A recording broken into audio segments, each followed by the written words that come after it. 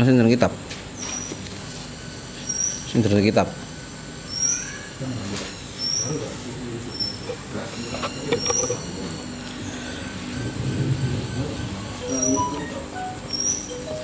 Assalamualaikum warahmatullahi wabarakatuh.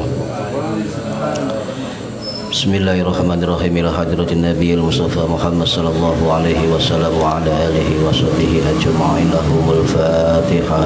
A'udzu billahi minasyaitonir rajim. Bismillahirrahmanirrahim. Alhamdulillahi rabbil alamin. Arrahmanir rahim. Maliki yaumiddin. Iyyaka na'budu wa iyyaka nasta'in. Ihdinas siratal mustaqim. Siratal ladzina an'amta 'alaihim ghairil maghdubi 'alaihim waladdallin. Rabbighfirli wa liwalidayya amin. Hadiyatan li sayyidina Jibril, Mikail wa Israfil wa Izrail wal malaikatil muqarrabin wal hafadhah wal karubin wa ila hadratin Nabi Allah Khidir alaihi salam. Lahumul Fatihah. A'udzu billahi minasyaitonir rajim. Bismillahirrahmanirrahim. Alhamdulillahi rabbil alamin. Arrahmanir rahim. Maliki yaumiddin. Iyyaka na'budu wa iyyaka nasta'in. Ihdinas siratal mustaqim. Siratal ladzina an'amta 'alaihim ghairil maghdubi 'alaihim waladdallin. Rabbighfirli wa liwalidayya amin. Hadiyatan minna ila arwahi masyayikhina wa li mu'allimina wa li murabbi ruhina wa li man ajazana wa li mursyidina wa li ulamaina wa li muassis nahdlatil ulama ajma'in wa li awlid sa'ati wa li sangu ajma'in, khususan ila sultan awliya syai'ul qadir al-jilani radhiyallahu anhu, wa khususan ila musannif kitab wasiatul mustafa al-imam al-muhaqqiqin wa zubadatul arifin Syekh Abdul Wahab Asy'arani Asy-Syafi'i al-Asy'ari rahimahullah, wa usulihim wa furahim wa aswajihim wa dzurriyyatihim wa ahli silsilatihim wa muhabbatim jama'iyatihim radhiyallahu anhum sya'uli lailana wa lahumul Fatihah. A'udzu billahi minasyaitonir rajim. Bismillahirrahmanirrahim. Alhamdulillahi rabbil alamin. Arrahmanir rahim. Maliki yaumiddin. Iyyaka na'budu wa iyyaka nasta'in. Ihdinas siratal mustaqim. Siratal ladzina an'amta 'alaihim ghairil maghdubi 'alaihim waladdallin. Rabbi firli wa liwalidayya amin. Thumma ila abaina wa ummahatina wa jaddatina wa jaddatina wa ila ruhi man fataha hadhil qaryah wa man aqamaha wa li jami'il muslimina muslimat wal mu'minat al ahya'i minhum wal amwat ghafarahumullah lahumul Fatihah. A'udzu billahi minasyaitonir rajim. Bismillahirrahmanirrahim. Alhamdulillahi rabbil alamin. Arrahmanir rahim. Maliki yaumiddin. Iyyaka na'budu wa iyyaka nasta'in. Ihdinas siratal mustaqim. Siratal ladzina an'amta 'alaihim ghairil maghdubi 'alaihim waladdallin. Rabbighfirli wa liwalidayya amin. Bismillahirrahmanirrahim. Alhamdulillahi rabbil alamin. Allahumma salli wa sallim ala sayyidina Muhammadin wa ala alihi wa sahbihi ajma'in. Wa la hawla wa la quwwata illa billahil aliyyil azim. Amma ba'du. Yang saya hormati Bapak-bapak jamaah rutin pengajian kitab Wasiatul Mustafa, mudah-mudahan yang hadir dan yang mendengarkan mendapatkan barokah, manfaat, maslahah wa ni'matah wassalamah wassa'adah wassafa'ah fid dini wad dunya wal akhirah. Amin ya rabbal alamin. Halaman 18 baris ketiga dari bawah. Bismillahirrahmanirrahim. Wali solihi lan kedue wong soleh salasu alamatin iku ana telung tondo-tondo. Jadi orang soleh ada 3 tanda-tanda. Yang pertama yuslihu bainallahi wa bainahu, terus memperbaiki hubungan antara Allah dengan dirinya bil amali sholihi, dengan amal soleh. Nomor 2, wa yuslihu dinahu bil amali, dan terus memperbaiki agamanya dengan amal. Nomor 3, wa yardha linnasi, dan meridhai terhadap manusia, ma yardha nafsihi, sebagaimana manusia ridho kepadanya. Para hadirin yang saya hormati, ini adalah 3 tanda-tanda orang soleh. Sehingga nanti saya jelaskan bagaimana hakikat orang soleh sebenarnya. Ini menurut dawuh Kanjeng Nabi Muhammad SAW kepada menantunya Sayyidina Ali bin Abi Thalib karamallahu wajhah. Jadi sering kan kita mendengar ada orang punya anak, ya, apa dungane? Muga-muga dadi anak sing soleh solehah. Nggih. Pasti kan. Mosok duwe anak crut owek-owek muga-muga dadi penjahat. Pasti dungane mudah-mudahan menjadi anak soleh dan solehah. Berarti tidak hanya itu, orang tua yang meninggal di kuburan juga mengharap anaknya menjadi anak soleh, ya. Berarti apa? Predikat soleh atau soleha itu ternyata menjadi idaman yang paling besar setiap orang Islam, baik orang itu masih hidup maupun sudah meninggal, soleh, ya. Nah, jadi itu kita sering mendengar mudah-mudahan punya anak soleh dan solehah, ya kan? Ini sebuah harapan. Apa orang soleh itu, ya? Orang soleh itu adalah orang soleh itu apa artinya? Soleh itu artinya adalah terhindar dari kerusakan, ya. Itu orang soleh. Jadi orang soleh maknanya adalah terhindar dari kerusakan atau terhindar dari perbuatan yang merusak atau terhindar dari segala sesuatu yang mengandung unsur kerusakan atau hal-hal yang buruk ini. Nah, terhindar dari perbuatan yang merusak ini mencakup apa? Mencakup perilaku dan kepribadiannya, termasuk apa? Ucapannya, kata-katanya, termasuk juga sikap dan perbuatannya, termasuk juga pikirannya, termasuk juga perasaannya, termasuk juga prasangkanya dan sebagainya. Jadi cakupan-cakupan tadi itu tidak merusak, ya. Jadi tidak ada kerusakan di dalam amalnya. Ini orang soleh sebenarnya, ya. Nah, kemudian orang soleh itu pasti amalnya bermanfaat, pasti amalnya bermanfaat, amalnya punya maslahah, kemaslahatan, ya, baik maslahah manfaat untuk dirinya maupun maslahah manfaat untuk orang lain, manfaat untuk agamanya, manfaat untuk masyarakatnya, manfaat untuk bangsanya, manfaat untuk apalagi lingkungannya, pokoknya memberi manfaat. Jadi orang soleh itu menurut Syekh Ahmad Syauqi Abdussalam Dhaif rahimahullah dalam kitab Al-Mu'jamul Wasit yang wafat tahun 2000 Masehi yang lalu dari Mesir, tokoh ilmu nahwu modern, beliau mengatakan bahwa orang soleh itu adalah orang yang amal-amalnya memberikan manfaat kepada dirinya juga kepada orang lain. Ini jadi orang soleh selalu melakukan soluhah, bermanfaat. Jadi orang soleh itu begini, pribadiannya, kata-katanya, perilakunya itu terhindar dari hal-hal yang merusak serta membawa manfaat bagi dirinya dan orang lain. Ini inti dari orang soleh. Makanya ketika orang tua meninggal ada 3 hal yang diharapkan, kan? Apa? Anak yang soleh, dengan bermanfaat untuk bapak ibunya. Ini jadi harapan menjadi orang soleh nggak harus anak kecil, masa bayi tok sing pengen soleh. Kita juga jadi wong tua juga butuh donga jadi orang soleh. Bukan kemudian namanya soleh, bukan ya. Itu kepribadian, ciri-ciri. Jadi dari orang-orang soleh, sosok ideal lah. Sosok ideal yang paling diharapkan sebagai orang Islam adalah menjadi orang soleh atau solehah. Sampai nyebut soleh monggo, sampai nyebut soleh ya monggo, nggih. Yang penting itu tujuan dari maksud orang-orang soleh. Para rahimakumullah. Ada ulama ahli tafsir ya dari mazhab Syafi'i yang bernama Al-Imam Al-Muhaddis Al-Mufassir Al-Allamah Imam Al-Baydhawi rahimahullah yang wafat tahun 1292 Masehi di Tabriz, Iran.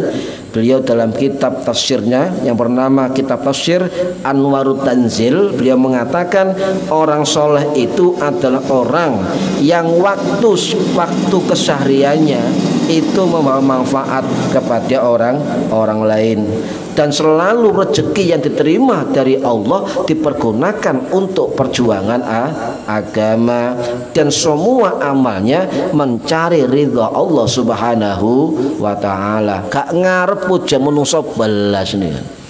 Itu orang soleh. Ndak arep pujian ya, ndak arep pujian, ndak ono cacian ya biasa, ono pujian ya biasa. Dibalekno semua kepada Allah Subhanahu wa ta'ala. Ini menurut Imam Al-Baydhawi Asy-Syafi'i.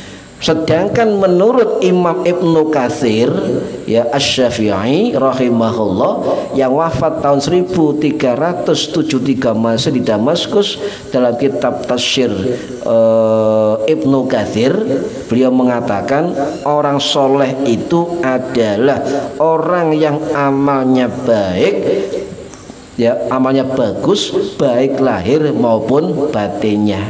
Jadi amal lahirnya, amal batinnya selalu ya seimbang. Amal lahir, amal batin. Banyak orang yang dianggap soleh ketika dia beribadah formal dan dilihat orang lain, ya soleh. Tapi kelakuan ini bener mencaci maki, kan banyak ya, caci maki, ngelono uang dan sebagainya. Ini bukan soleh ya.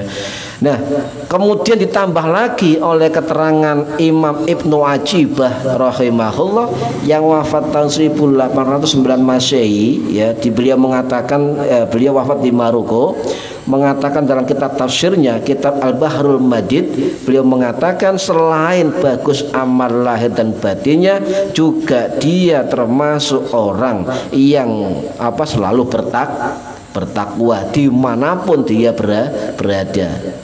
Ditambah lagi oleh keterangan Syekh Muhammad Ibnu Asyur rahimahullah yang wafat tahun 1973 Masehi, dalam kitab beliau Tafsir At-Tahrir wa Tanwir, orang soleh tidak hanya amal lahir batinnya baik, tidak hanya bertakwa dimanapun, juga termasuk istiqomah. Itu pendapat Ibnu Asyur rahimahullah.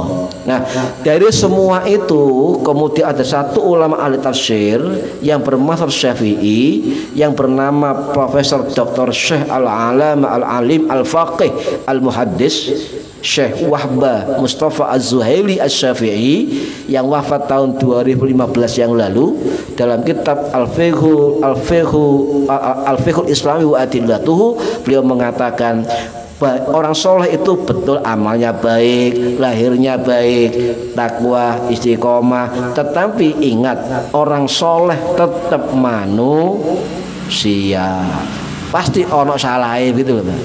Enggak kemudian predikat soleh gak gelem salah atau enggak pernah salah. Ini menurut Imam Mustafa Az-Zuhaili. Jadi wong soleh amalnya baik, amalnya bagus, bertakwa, istiqomah, tetapi tetap dia manusia biasa. Bukan berarti dia tidak punya dosa, tidak punya salah, atau tidak pernah bersalah. Tetapi ukurannya adalah kebaikan amalnya lebih dominan daripada kesalahannya. Ini menurut Syekh Wahbah Mustafa Az-Zuhaili Asy-Syafi'i Al-Masri. Ini berarti rahimakumullah.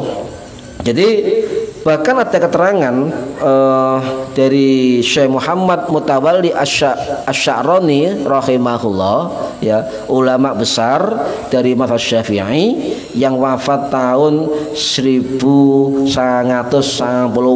Masehi, terkenal dengan Syekh Mutawalli Asy-Sya'rawi rahimahullah. Luar biasa beliau, sebab ketika beliau meninggal, hampir seluruh jalan-jalan utama di Kairo Mesir itu full dengan pentakziah yang mengantar jenazahnya.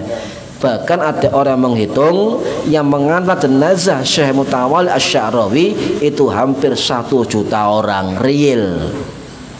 Oh, bayangno Pak, wong mati sing ngeterno yang mengantar 1 juta orang. Bayangkan kalau kita seperti itu, masya Allah, ya, luar biasa. Lek wong biasa mati sing ngeterno tergantung wong sugih apa gak. Lek wong sugih wae sing ngeteri. Tapi sing ngeterno, lek wong melarang biasa saja dihitung jari, ciro lupa wong 10. Ini beda. Jadi beliau adalah menurut para ulama al-tasawuf termasuk waliullah al-arif billah. Bayangkan 1 juta orang loh Pak. Wes kita bayangkan Surabaya Gresik lah, Gresik. Ada ulama yang meninggal, ya, sing ngeterno jenazah 1 juta orang. Apa gak full mulai teko batas Gresik sampai nang Bunder 1 juta wong loh Pak. Luar biasa lah. Beliau dawuh ngeten, ya. Karena orang soleh adalah merupakan pilihannya Allah Subhanahu wa Ta'ala, maka beliau pernah dawuh, dimanapun tempat yang berada, di situ pasti ada orang soleh. Ini bahkan di tempat maksiat pun ada orang soleh. Nah, ini pasti ada orang soleh. Beliau mengatakan begitu dalam kitabnya, kitab tafsirnya, ya.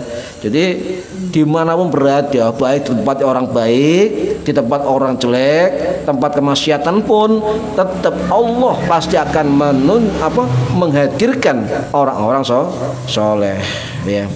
Tetapi beliau membagi 2 orang soleh. Ada orang soleh duniawi, ada orang soleh ukhrawi. Ada orang soleh dunia, ada orang soleh akhirat. Duh, apa bedanya ini kan?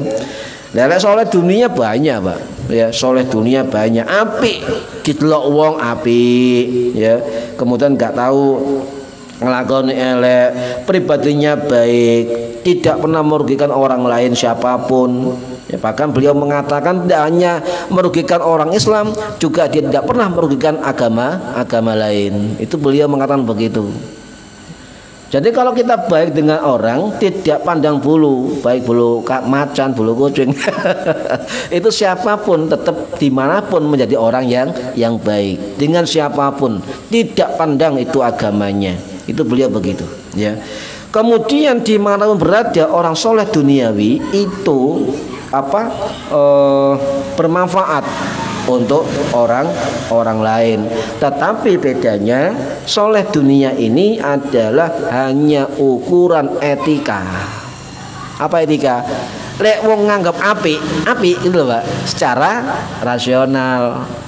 Secara umum di RT atau di RW apik wong iku, ya, nyopoan wong. Kan begitu. Etikanya begitu, nyopoan apik, ya. Kemudian sering jamaah apik, sering kerja bakti melok apik. Ukurannya di situ. Itu soleh tuh dunia, ya.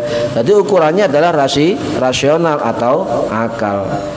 Ya, tetapi soleh duniawi, ya, itu tidak hanya di lingkungan agama, juga di lingkungan masing-masing profesi, pedagang, baik itu pria, wanita, anak-anak, dewasa, status sosial, jabatan, itu bisa menjadi orang soleh, ya, tapi soleh itu dunia.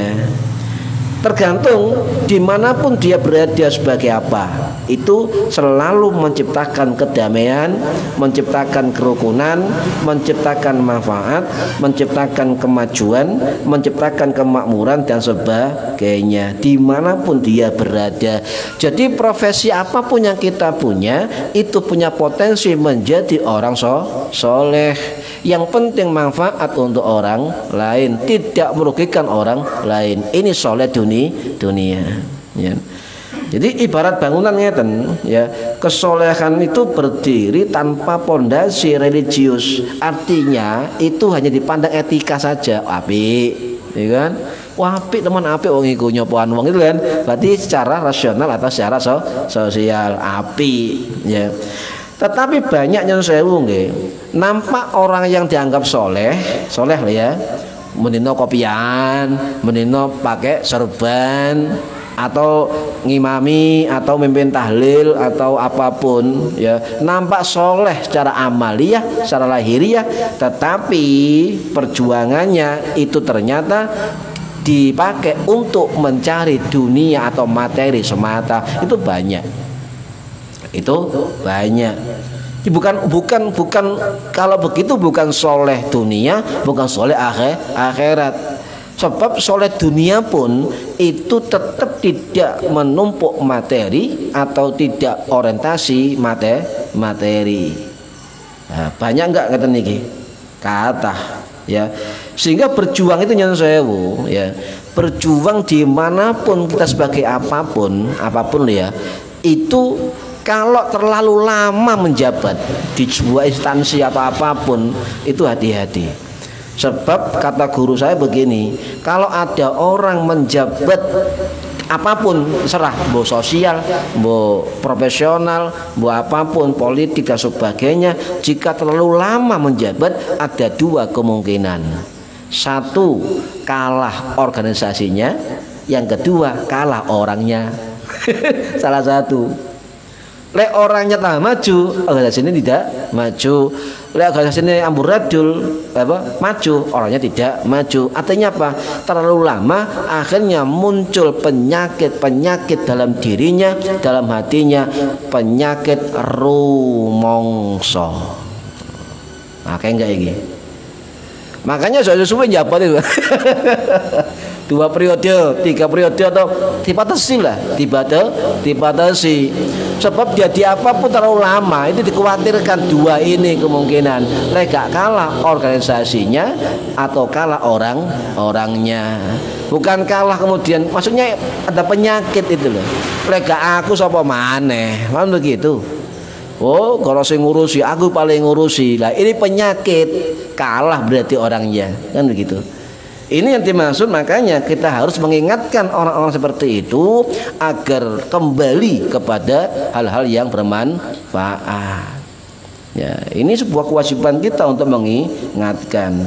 Jadi ini penting dilakukan, tapi kedua itu tidak akan kalah dengan catatan dijabat oleh orang-orang yang ikhlas, dan juga memang aturannya dipilih kembali ya dipilih kembali, dia di mana tidak masalah, yang penting ikhlas. Ini para hadirin rahimakumullah. Yang kedua tadi soleh duniawi ya, menurut Syekh Mutawalli Asy-Sya'rawi rahimahullah. Soleh yang kedua soleh ukhrawi, soleh akhirat. Apa bedanya? Itu lahir, kalau yang pertama soleh dunia lahir dari apa? Akal ya, rasional, etika kan umum. Tapi kalau soleh akhirat itu berangkat tidak hanya akal etika, juga berangkat dari rasa iman kepada Allah Subhanahu wa ta'ala. Ini bedanya. Jadi amal baik yang dilakukan oleh orang-orang soleh dunia tadi hanya sebatas kebaikan umum. Tapi kalau amal yang dilakukan oleh orang-orang soleh akhirat itu ekspresi ketaatan, ekspresi kecintaan dia kepada Allah Subhanahu wa ta'ala, juga ekspresi keikhlasan dengan ridha Allah Subhanahu wa ta'ala. Jadi intinya dimanapun dia berada, ekspresi ihsan apa? Merasa diawasi oleh Allah Subhanahu wa ta'ala dimanapun berada nih. ya. Ini soleh ukhrawi. Lek sampean nggak masuk kriteria ini, soleh duniawi. Itu tok bedanya, ya. Nah, kemudian yang ketiga cirinya adalah dia memahami tentang aturan-aturan agamanya. Mana yang halal, mana yang haram, mana yang subahat, mana kewajiban, mana sunnah. Itu ngerti. Oleh ngelakoni ini wajib, ini sunnah, ini makruh, ini subahat, jangan, haram, jangan. Ada rambu-rambu dalam dirinya, yaitu ilmu agama. Berangkat dari keimanan kepada Allah Subhanahu wa ta'ala. Jadi bedanya antara soleh dunia dengan soleh akhirat adalah faktor keimanan kepada Allah Subhanahu wa ta'ala dan faktor kebermanfaatan. Kalau yang orang soleh dunia, manfaatnya sebatas di dunia. Tetapi kalau soleh akhirat, itu manfaatnya bisa di dunia dan juga bisa di akhirat, jangka panjang. Ini kedua soleh berbeda. Lah, orang-orang ikhlas ini itu luar biasa, Pak. Ya, orang luar biasa. Misalnya orang itu tidak ngomong aku ikhlas tidak, tetapi tanda-tanda keikhlasan hasil dari orang ikhlas itu beda dengan hasil orang tidak ikhlas, beda hasilnya. Oh nggih, sampeyan tingali. Mendirikan NKRI itu adalah keikhlasan para pendiri bangsa, awet. Ulama Muhammadiyah juga keikhlasan dari para pendirinya, awet. Itu coba saya anyar-anyar gak awet. Orientasinya beda, ya. Kita nggak seudon, mungkin caranya yang salah. Ya, ini yang perlu dipahami. Dan orang ikhlas itu luar biasa, Pak. Ngeten. Nanti saya jelaskan ini. Iblis, setan, ya, itu pernah jujur kepada Kanjeng Nabi Muhammad SAW. Pernah jujur. Sapa musuhmu? Amalan apa yang kamu benci? Siapa yang kamu goda? Dari mana cara menggodanya? Itu jujur kepada Nabi kita Muhammad SAW. Diceritakan. Nah, suatu hari, ya, ini riwayat sahabat Mu'ad bin Jabal radhiyallahu anhu yang wafat tahun 639 Masehi di Yordan akibat wabah pandemi. Ya, jadi sahabat Nabi wafat kena wabah pandemi di Yordan. Kemudian juga riwayat Ibnu Abbas radhiyallahu anhu yang wafat tahun 687 Masehi di Masjid Taif. Nah, kedua beliau sama ceritanya. Waktu sahabat-sahabat berkumpul dengan Nabi di salah seorang rumah sahabat beliau dari kaum Ansor. Jadi Nabi ngeten, Nabi itu terbiasa silaturahim gitu loh, Pak. Anjang sana. Oh, dinomenin omae Cak Kholik misalnya kan. Dinomenin omae Mas Yuli, dinomenin omae Mas Pak Nur Alam. Keliling Kanjeng Nabi itu biasa berkumpul dengan para sahabat. Ya, biasa. Lah, ketika berkumpul dengan di salah seorang rumah sahabat Ansor, ada tamu, ya. Ada orang di dalam, ya. Ya. Iblis kan enggak pakai salam. Ada orang di dalam, ya. Akhirnya siapa? Ya, Nabi menyuruh, coba dilihat siapa tamunya. Orang tua, lihat, orang tua. Nah, Nabi tanya, apakah sampai semua tahu siapa tamu itu? Jawab sahabat, Allah dan Rasulnya lebih tahu. Sebenarnya tamu yang mau masuk itu adalah iblis. Tuh, iblis namu, Pak. Sampai nggak usah namu, melbu sampai. Namu. Umar berdiri, Umar kurang ajar. Ya Rasul izin, saya bunuh iblis. Keras, aliran keras. Jangan. Biarkan dia masuk. Akhirnya masuk iblis ini, masuk. Loh, sahabat kaget. Sebab apa? Ciri-cirinya itu terbuka. Ciri-ciri material iblis terbuka.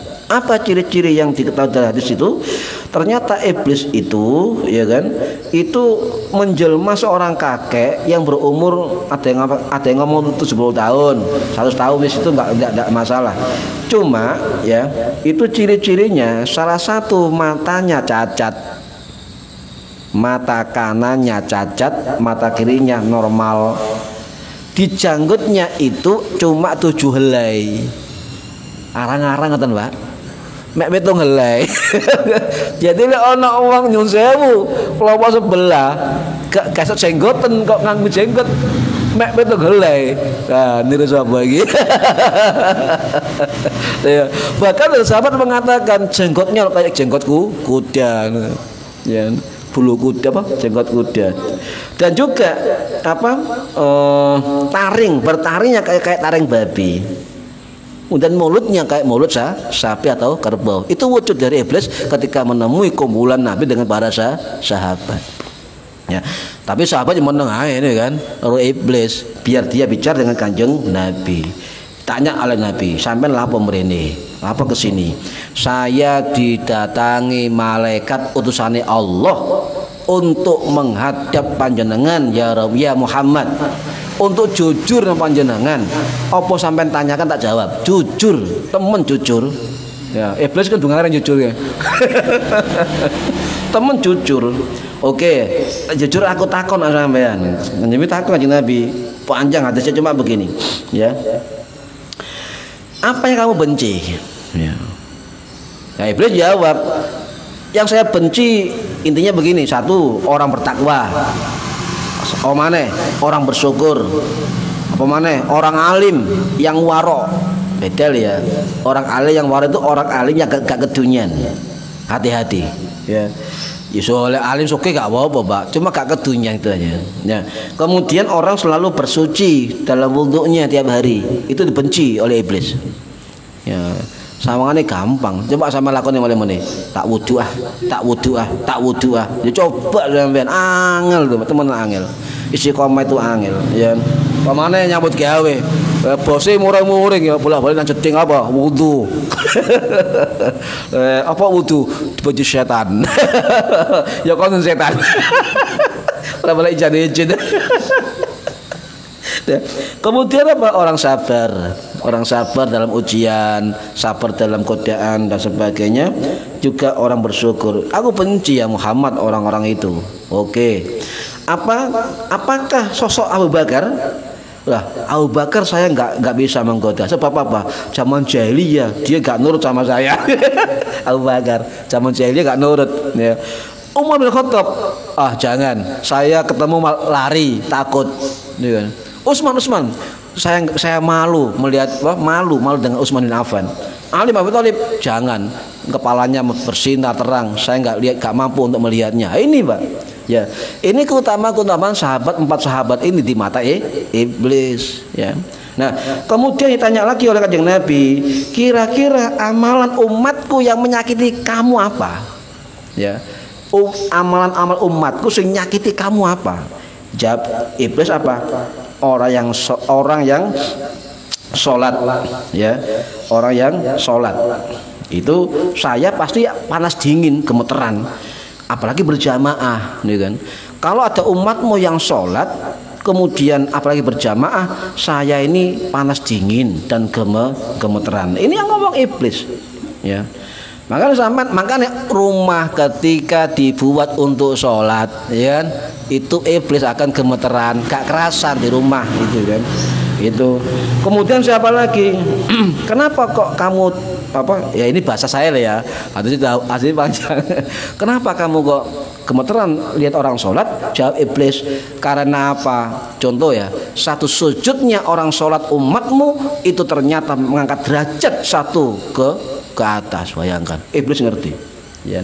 Satu sujudan umatmu sholat terangkat 1 derajat. Nah, zaman itu saat sholat berapa sujud? Nah, 17 rakaat, ya. Rakaat 2 sujud. Berapa sujud sampean? Pirang derajat itu yang ditakuti iblis ini ya.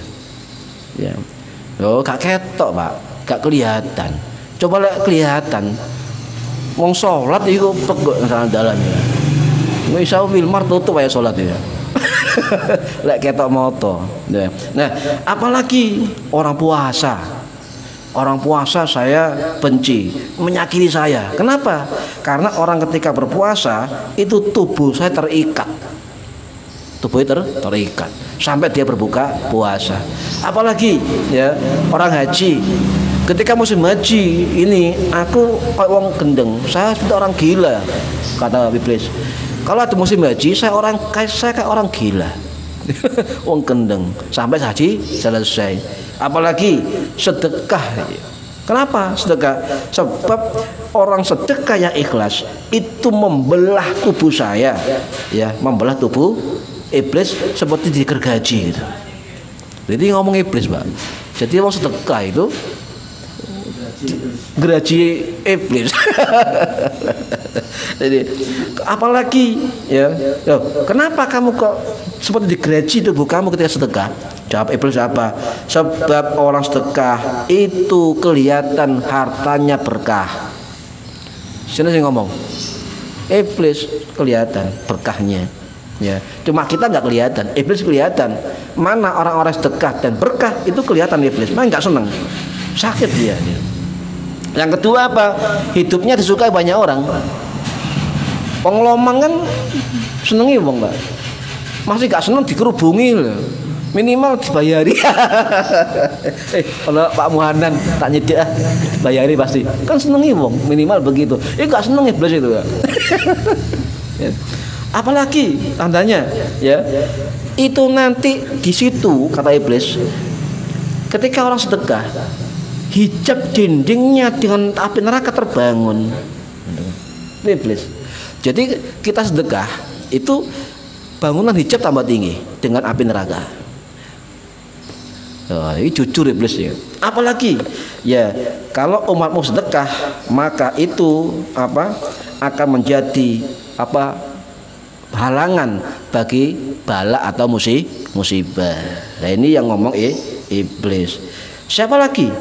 Umatmu yang bertobat. Saya tersakiti. Kenapa? Tubuh saya leleh. Ya. Kenapa? Ketika banyak umatmu beristighfar kepada Allah, tubuhku leleh. Ya. Astagfirullahaladzim, astagfirullahaladzim, leleh cair. Juga kita moto, Pak. Kita moto ngomongin istighfar kabeh nih. Iso alarmnya Wilmar istighfar. Astagfirullahaladzim. Tiga nih ya. Ini. Kemudian apa lagi? Ya, apalagi apa? Koncomu sopo? Kan gitu kan Nabi. Koncomu sopo? Ya. Teman saya banyak. Sopo? Orang-orang pezina, ya, orang-orang pejudi, orang-orang pemabuk, tukang sihir, tukang santet. Berarti betul orang tukang sihir, tukang santet dibantu oleh iblis. Soalnya koncone, ya, temannya, dianggap teman, friend. Jadi wong tukang cerai. Yang kemudian apa temanmu? Teman saya adalah orang-orang yang bercerai. Cerai, suami istri bercerai dari temannya nanti. Memang ada anak-anak saya yang tugasnya menceraikan orang muslim rumah tangganya. Ya, jenenge siapa? Setan Dasim. Nah, salah satu setan anak iblis yang menggoda agar manusia itu cerai dari istri atau suaminya itu bernama Dasim. Malaikat Dasim. Ya. Siapa lagi? Orang yang tidak sholat Jumat. Teman saya itu, maksudnya nggak diudzur ya.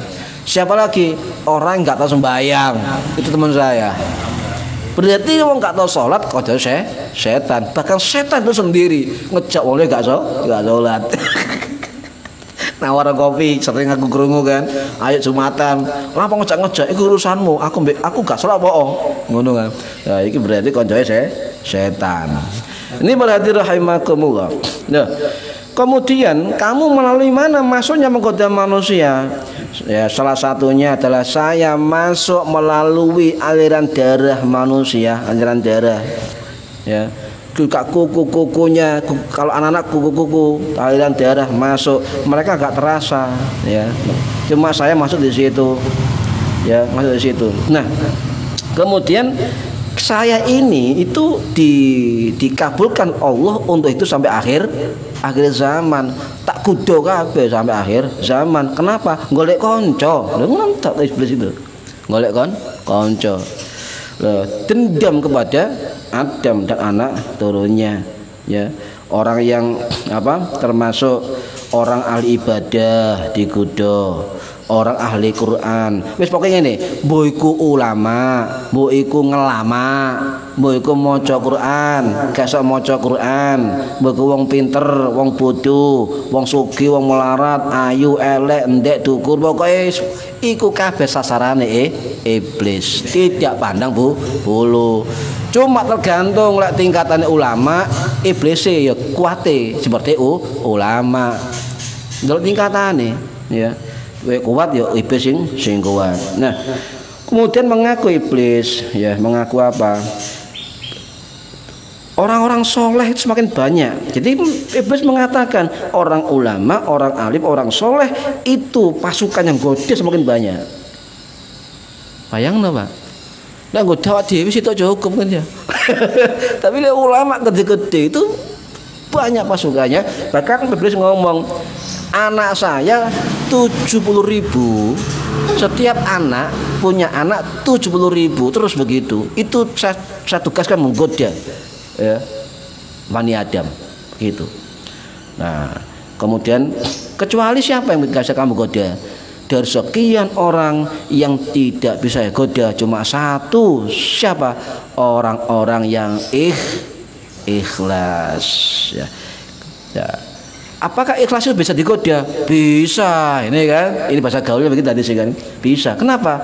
Selama orang itu kedunyan, bahasa Jawa ini ya, artinya dia ikhlas, tapi tergoda duniawi, bahasa hadisnya mas perak ya. Itu yang kedua, tidak suka sanjungan dan pujian, dia kemudian berubah suka sanjungan, suka pujian, wah gampang lebonane, ngoten bahasane ini, gampang lebonane. Nah ini hati-hati. Makanya wong tambah alim, wong tambah pinter, wong tambah soleh, ikut tambah abot Pak aslinya Pak. Tambah abot. Ya. Ini kemudian dibagi tugas. Siapa yang kamu goda? Ulama yang jauh. Ranking pertama sing digoda iblis siapa? Ulama. Awak dewi keri-keri, ya. Iblis keri-keri, tapi ya kegoda. Ulama. Siapa lagi? Anak muda nomor 2. Loh, hati-hati. Anak muda. Yang ketiga, orang-orang tua. Ya. Yang keempat, wanita. Yang kelima, orang yang zahid atau zuhud.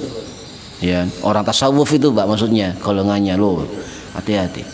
Ya, ini adalah gambaran dari iblis kepada Nabi Muhammad SAW. Jadi gak tergoda. Qala fa bima aghwaytani, ya. Karena aku telah dihukum oleh Allah tersesat, ya, la aqudanna lahum siratal mustaqim, maka saya akan goda mereka, saya binasakan mereka dari jalan yang lurus. Summa la'atiyannahum min baini aidihim wa min khalfihim wa an aymanihim wa an shimalihim wa la tajidu aktsarahum syakirin. Saya akan datangi mereka, sisi depan mereka, sisi belakang mereka, sisi kanan mereka, sisi kiri mereka, entes. Sisi apa itu kata iblis? Sisi ngarep. Quran loh ini, sisi apa? Mimbaini aidihim, depan tangannya, wa min khalfihim, belakangnya, wa an aimanihim, sebelah kanannya, wa an shimalihim, sebelah kirinya. Sampai iblis mengatakan wala tajidu atsaruhum syakirin, sampai jenengan tidak menemukan hamba-hamba yang syukur. Bayangno. Nah, ini ancaman iblis dan Al-Qur'an. Maksudnya firman Allah itu menerangkan begini. Ya. Loh, ulama tafsir bingung. Jadi dimaksud apa khalfihim, belakang, depan, kanan, kiri. Nah, ini butuh tafsir. Coba panjenengan gak belajar tafsir, bingung gak sampean? Depan itu apa, belakang maksudnya apa kan gitu kan? Lah, lek wong gak mau belajar tafsir, kemudian menafsiri sendiri bahaya. Salah satunya yang menafsiri ini adalah Imam Al-Qurtubi rahimahullah, Imam At-Tabari rahimahullah yang wafat tahun 923 Masehi, itu mengatakan yang dimaksud depan godaan itu adalah akhiratnya. Belakangnya itu dimaksud godaan dunianya. Belakangan dimaksud godaan kebaikannya, sebelah kiri terseret keburukannya. Wis entek sampean. Ayo liwat ndi sampean? Ya ngarep mburi, kanan kiri jeruk aliran darah bisa masuk. Wah, ini ya. Maka salah satu untuk mencegah itu akeh-akeh istighfar sing dibenci oleh iblis laknatullah. Para hadirin rahimakumullah. Lah, dari semua itu kata iblis apa? Illa ibadika minhumul mukhlisin. Dari hamba-hambamu yang tidak bisa saya goda sama sekali adalah minhumul mukhlisin, dari orang-orang yang ikhlas. Ini enggak akan bisa digoda. Ya. Ini berarti rahimakumullah. Jadi amal soleh itu, orang yang biasa amal soleh itu berarti adalah buah dari ekspresi kecintaan dia, buah dari hasil alami ketaatan dia, kecintaan dia, ekspresi ihsan dia kepada Allah Subhanahu wa taala, imane mantap. Jadi orang soleh itu amal-amalnya selalu aktif dan dinamis. Tidak lihat tanggal tuwa amale akeh, kenceng tasbihne, Qur'ane bareng diwaca, sholawate diakehi kan ya, istighfar diakehi, tanggal 6 sampai lali deket tasbih deket endi.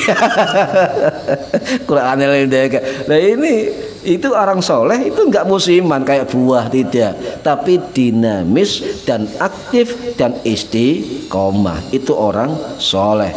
Itu tetap ikhlas, ya, tetap dia harus manfaat, dan yang ketiga tetap harus islah, membangun dirinya, membangun kualitasnya dan kuantitas amalnya. Ya apapun, belajar, ngaji, moco dan sebagainya, banyak jalan. Yang kedua ciri orang soleh adalah wa yuslihu dinahu bil amali, memperbaiki agamanya dengan amal soleh. Jadi kita tidak kemudian sering ibadah, bagus ibadah, zikir, bagus, itu memang bagian dari agama. Tetapi untuk memperbaiki agama kita tidak hanya dengan begitu, dengan amal-amal soleh yang lain juga menolong agama kita, ya, memperbaiki agama kita. Baik ibadah personal juga ibadah sosial, ini harus seimbang. Akeh wong ibadah, salate kenceng, maca Qur'ane mempeng, dikire banter, tetapi nang wong gak nyopoan. Akeh enggak? Banyak. Ya. Rumangsa kan begitu. Rumangsa aku cidak Gusti Allah. Sampeyan jawab aku cidak artis, ngoten mawon. Idola saya yang teragung terindah Nabi Muhammad sallallahu alaihi wasallam. Ngoten mawon. Ya. Nah, ini hati-hati. Jadi orang-orang yang beramal sosial, berjuang, kemudian apapun, itu tergolong orang-orang yuslihu dinahu bil amali. Banser misalnya ini juga termasuk yuslihu dinahu bil amal. Amal apa? Ngawal kiai, ngawal ulama, ngawal NU, ngawal kapal, ngawal perahu. Ini juga bil amali, lek diniati berjuang li ridhoil illah. Nih kan banyak. Jadi untuk menolong agama tidak harus seperti itu. Bagus, seimbangkan dengan amal-amal yang lain. Percuma panjenengan taat sholat 5 waktu dan jamaah dan sebagainya, kemudian tidak pernah berkumpul dengan banyak orang, tidak tahu metu kerja bakti. Ya, gak tahu nyopuan wong, gak tahu sodako, ngandono sholate zikire, ya itu termasuk bukan yuslihu, itu karpe dewe. Sebab ibadah ritual, Pak, ibadah ritual personal itu mbalik awake dhewe. Tapi ibadah sosial mbalik nang wong liya juga ke kita sendiri, seimbang itu. Nih. Jadi ono istilah arogansi ibadah gitu. Arogansi ibadah. Ngomong soal ibadah sampai nggawe fatwa. Akeh, Pak. Pandemi wingi sebayangno. Ya, maca Quran juga entos. Kitab ya gak maca, ya manake tahlil pauan terus serbanan ndi-ndi kopian wis kaya wong alim lah potongane berfatwa. masjid ditutup kabeh ragum Gusti Allah sing yakin kaya aku lho nang Gusti Allah. Wah rusak nih ya, rusak. Nah perhatian rahimakumullah. Jadi kewajiban itu seimbang, yang wajib dilakoni, sunnah dilakoni, sosial ya berjuang dan sebagainya. Jadi modal orang ya orang soleh adalah modal iman dan ilmu. Lek gak duwe ilmu melok wong sing duwe ilmu. Ngoten lho, Pak. Golek dalan sing cerdas ngoten lho. Aku gak iso maca Quran rek, wis bolak-balik belajar gak entos. Cidik ana wong sing iso maca Quran, ngumpul majelis Quran, cek oleh syafaate Al-Quran. Ngoten. Kok usah pesimis. Aku senau Quran gak iso-iso gak entos. Nyedek wong hafal Quran, nyedek wong ahli Al-Quran. Ngoten. Nggih. Gak usah pesimis, kabeh ana dalene. Jadi soleh itu mudah orang melakukan soleh ritual personal, individual, gampang. Coba Mas Wisnu serbanan, jubahan gamis, bendino nang masjid 5 waktu jamaah. Orang akan menganggap, Pak Wisnu iki wonge apik. Ayo bener gak? Apik temen, tapi nang warung kata bayari. Itu mudah. Jadi untuk membangun kesolehan ritual ya 5 waktu itu gampang sekali. Tetapi membangun soleh sosial itu sulit ya. Tidak semua orang bisa. Ini berarti rahimakumullah. Nah, kemudian terakhir ya, wayardho linnasi mayardho nafsihi, selalu ridho terhadap manusia dan manusia ridho terhadap dirinya. Jadi artinya begini, orang soleh itu biasa. Tetapi Imam Ghazali mengatakan ada 2 konsep harus dibedakan. Yang satu konsep soleh, yang satu konsep muslih. Orang soleh gampang tadi kan ya, membangun image atau melakukan suatu ritual ya, misalnya cak kolik tekoan terus mesti istiqosa manakib tekoan, pasti orang akan begini, cak kolik luar biasa gitu. Gampang kan membangun itu, gampang ya. Mas Yuli serbanan kan mencintai nama sholat terbangun dengan sendirinya. Mas Yuli wonge luar biasa. Apa bendino nak musola padahal nguyutan. Misalnya, kan image kan terbangun kan, gampang Mas ya, gampang terbangun itu untuk ibadah personal.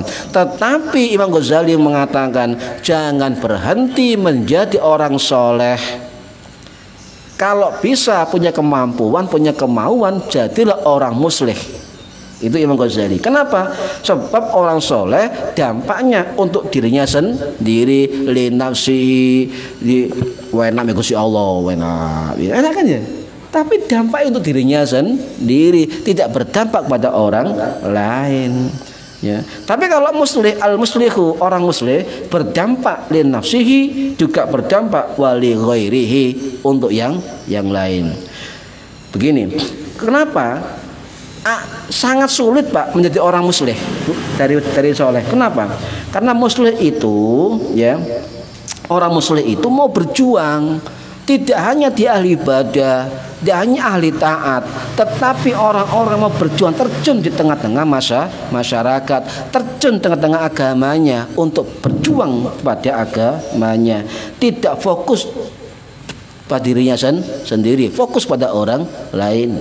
Ya, gemar mengajak ke kebaikan, itu orang muslih ya. Cirinya apa? Dia dimanapun berada selalu menjadi pelopor dari perbaikan dan kemajuan di tengah agama dan di tengah masyarakatnya. Juga orang ini peka Pak, peka terhadap apapun, terjun langsung, ada masalah ikut menyelesaikan dengan kemauan tadi ya, terjun langsung. Ini orang-orang muslih membangun kebaikan itu ya.